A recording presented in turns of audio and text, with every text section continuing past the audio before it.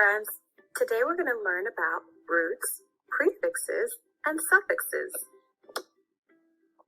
Take a look at this word, reheated.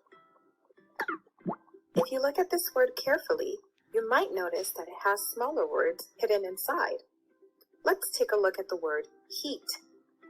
This is a root word, and even though it is part of the word reheated, it also can stand alone.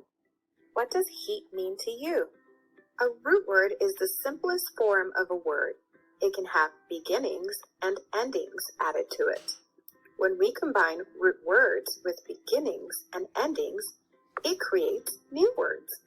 Now we're going to look at the beginning and endings that we added to the root word heat.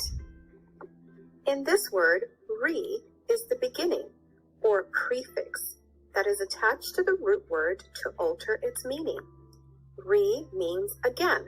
So when you see the word reheat, we know that it means to heat again. Let's look at the suffix, the end of our word. A suffix can change the part of speech or tense of a word. Ed is added to a word to make them past tense. That means the root word heat, a verb, happened in the past. So now we know that our word reheated means heated again in the past. Each of these word parts contributes to the meaning of a word.